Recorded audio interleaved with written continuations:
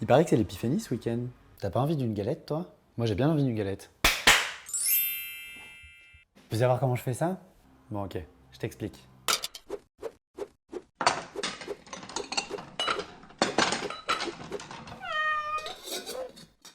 L'idée aujourd'hui, c'est de te montrer comment on réalise une belle galette chez toi sans avoir à faire la pâte, rapidement et facilement. Dans le commerce, on trouve des pâtes de très bonne qualité.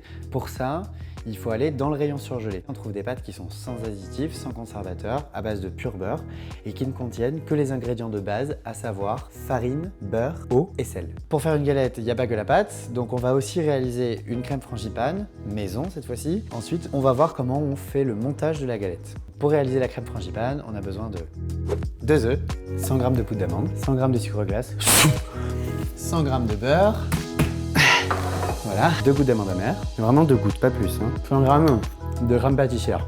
Là, tu as tous les éléments pour réaliser une bonne crème frangipane, et maintenant je vais même te montrer comment on fait une crème pâtissière. Alors tu vas aussi avoir besoin de vanille, donc pour ça, d'habitude j'utilise une gousse de vanille. Là en fait il me reste des gousses de vanille que j'avais déjà grattées. Et en fait on peut garder ces gousses déjà grattées et ensuite les utiliser simplement en infusion dans le lait. Pour commencer ta crème pâtissière, tu mets ton lait et ta crème dans la casserole, les 2 gousses de vanille et tu mets à chauffer. Pendant que ton lait chauffe, tu ajoutes tes jaunes dans un récipient, le sucre, et là tu fais ce qu'on appelle le blanchiment des jaunes. C'est-à-dire que tu remues bien énergiquement jusqu'à obtenir une pâte bien lisse. Ensuite, délicatement, tu ajoutes la poudre à flan. Voilà, très vite on obtient une pâte bien lisse. Avant que ton lait bout, il va falloir qu'on dilue un petit peu la préparation pour éviter la formation de grumeaux. Donc, je récupère le lait sur le feu. J'ajoute un petit peu de lait à ma préparation. Et là, hop, on mélange bien.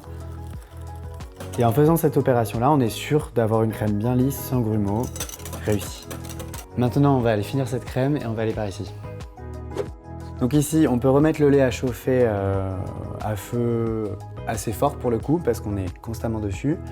On retire les gousses de vanille. Une fois que tu as retiré tes gousses de vanille, tu mets ta préparation dans le lait dès qu'il se met à bouillir. Et ensuite, donc, c'est la cuisson de la crème qui commence. Alors, ce qui est important, c'est de ne jamais cesser de remuer, parce que la crème cuit fige très vite. Là, on voit déjà la crème commencer à se former. Progressivement, elle s'épaissit. Là, on va laisser cuire pendant à peu près 30 secondes. On a une crème bien lisse et on va pouvoir la débarrasser là-bas. La crème pâtissière, avant de pouvoir l'utiliser, il faut la laisser refroidir au frigo. Donc, dans un récipient, en fait, on met un film alimentaire. On débarrasse la crème fraîchement cuite. Voilà. Ici, on rabat le film sur la crème. On empêche l'air de venir sécher la surface de la crème et ça, on peut le mettre au réfrigérateur. Donc là, ta crème pâtissière est faite. Il faut attendre qu'elle refroidisse avant de pouvoir l'utiliser. L'idéal, c'est quand même de la faire la veille parce que c'est quand même assez long à refroidir. Sachant qu'une crème d'amande, c'est très rapide à réaliser. Ensuite, on va tout de suite faire le montage de la galette. Donc, si c'est fait la veille, c'est un gain de temps considérable. On commence avec le beurre, qui est déjà un petit peu mou parce que laissé à température ambiante. On va malaxer à la cuillère afin d'obtenir un beurre pommade qui soit bien mou. Voilà. Et une fois qu'on a comme ça un aspect assez crémeux et lisse du beurre, qui a plus de morceaux, on va pouvoir ajouter la suite des ingrédients. Donc là, tu ajoutes ton sucre glace, tu remélanges à nouveau. Une fois que tu as bien mélangé ton beurre avec le sucre glace, tu peux utiliser le fouet en fait pour assouplir le beurre. Voilà. Ensuite, tu ajoutes la poudre d'amande. Ils me regardent, mais ils ne mettent pas. Avant-dernière étape, il faut rajouter les œufs, donc 2 œufs, et ensuite la crème pâtissière.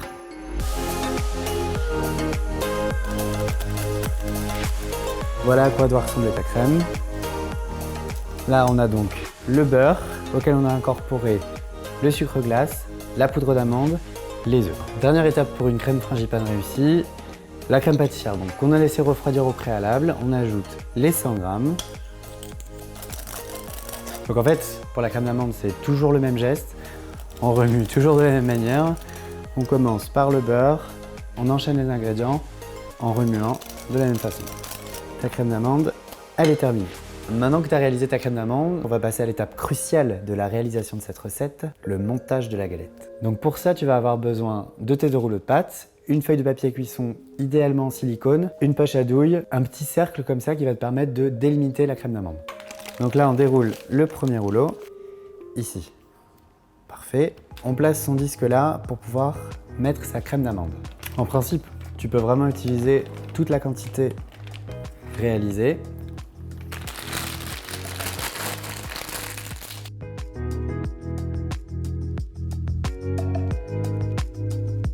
Donc là, on peut enlever son cercle.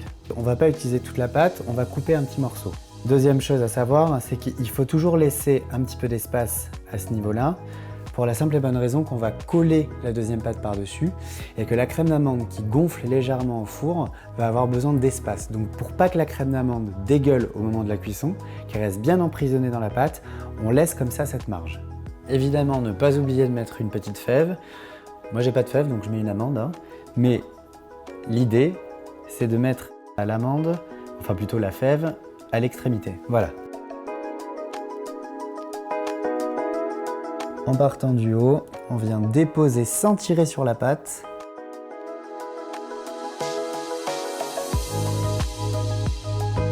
Ensuite, on va venir très légèrement aplatir, hop, en essayant d'enlever tous les petits plis. Donc là, ça ressemble à rien, c'est normal, c'est moche, une espèce de chapeau un peu difforme. Ce qu'on va faire pour lui donner une jolie forme, justement, c'est venir découper le tour pour avoir une galette bien nette. Là, la pâte, en fait, elle a vite, très vite, elle s'est vite réchauffée. Il faut donc la redurcir un petit peu pour pouvoir faire le décor. Maintenant, ce qu'on va faire, donc, c'est qu'avec un cure-dent, hop, on va piquer le centre, comme ça, sans aller trop au fond. Voilà, pour éviter à la galette, en fait, de trop gonfler et d'exploser au moment de la cuisson. Donc là, avec un petit couteau, ce qu'on va faire, c'est qu'on va faire des petites stries qui va permettre en fait tout simplement à la galette au moment de la cuisson de bien lever sur les côtés de manière homogène pour avoir l'effet un peu rayé sur le côté qu'on a sur les galettes qu'on achète en boulangerie. Là voilà, on a la galette qui est bien striée sur le côté. Maintenant avec un pinceau, on va badigeonner la galette d'œuf, donc on prend un œuf entier, surtout pas que le jaune. C'est super important parce que si on met que du jaune d'œuf, en fait, ça va brûler à la cuisson, alors que si on dilue le jaune avec le blanc, tout simplement, on va avoir une dorure bien homogène au moment de la cuisson. Une fois qu'on a appliqué la dorure, on va venir rayer sa galette de manière régulière pour avoir un joli dessin sur la galette. Donc il y a plein de possibilités. On peut faire des losanges, on peut faire un quadrillage. Moi j'aime bien faire des espèces de petites courbes comme ça fait assez joli. Donc je vais te montrer comment on fait.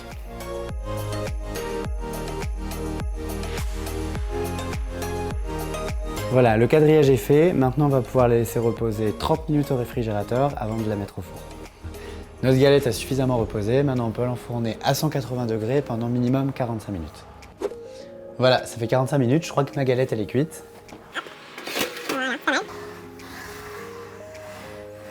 Voilà, je pense que là, elle est bien cuite. Elle est bien dorée sur les côtés. Elle a développé. Voilà, maintenant tu sais comment faire ta propre galette, rapide. Tu n'es pas obligé de faire la pâte chez toi qui demande des heures de préparation. Bonne, parce qu'il existe aussi des pâtes toutes prêtes de bonne qualité. Et économique, ça te coûtera toujours moins cher qu'une galette 8 personnes chez le boulanger, chez le pâtissier, qui aura à peu près le même aspect et le même goût. J'espère que cette première vidéo t'a plu. Tu peux me laisser un commentaire si tu veux me donner ton avis. N'hésite pas à t'abonner à ma chaîne si tu ne veux rater aucune de mes nouvelles vidéos en pâtisserie.